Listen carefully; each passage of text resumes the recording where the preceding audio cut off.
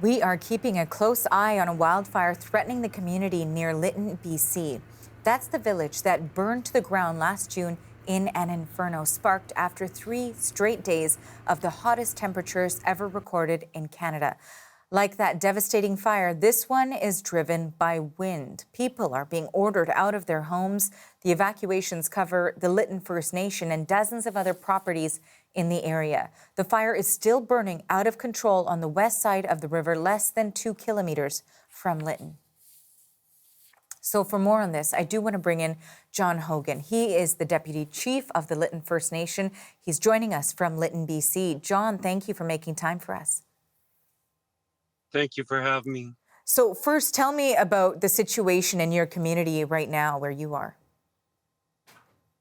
Yes, we've issued evacuation orders for many of our residents on the west side from Nahomie 23 right to 18 Mile on the west side of the Fraser. So with those evacuations, how many people are we talking about who are impacted by that?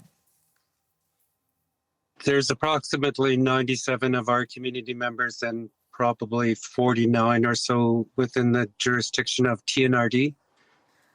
How difficult was it for all of these individuals to make sure they were prepared for something like this? Certainly they faced something similar to this a year ago, but maybe they were not bracing for it right now. Well, most are aware that fire is in our midst, and they are cognizant that fire poses a great risk to their safety. So a lot did leave, and there's a lot that did stay and fight the fires closer to their homes, and they were able to save some of the structures.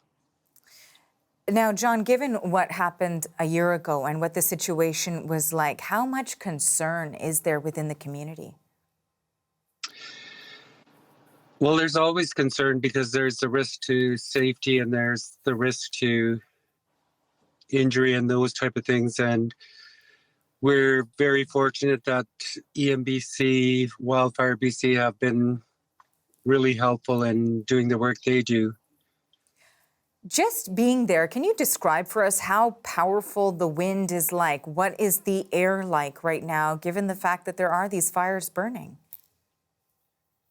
Well, the air is very dry, it's very smoky, and it's getting warm. The wind really does play a huge factor in the fire. It pushes the fire and it keeps giving it the oxygen it needs to really grow. And it's grown to about 500 hectares.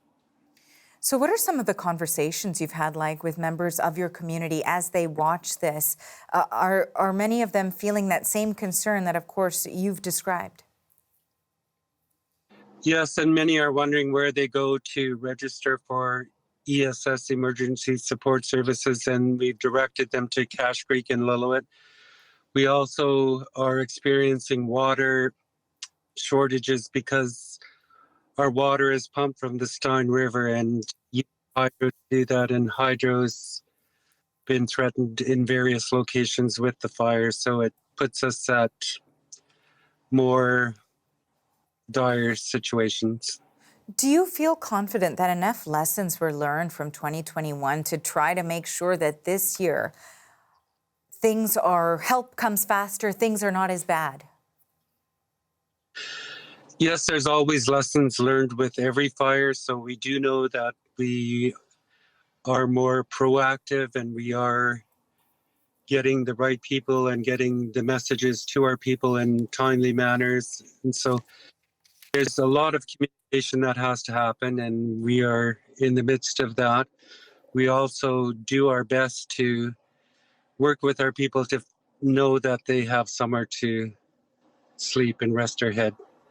Now, is your particular residence, is it impacted right now? I mean, it seems like you're staying in the area. I lost my home last June 30th, and so it's other people that are living on the west side of the Fraser that have suffered losses, and we have to confirm all of those residential buildings we've lost, the homes that people have known for so long.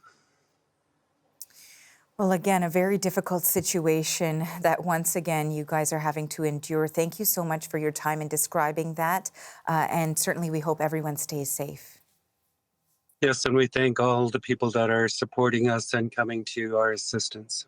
Thank you for this, John. We appreciate your time. You take care.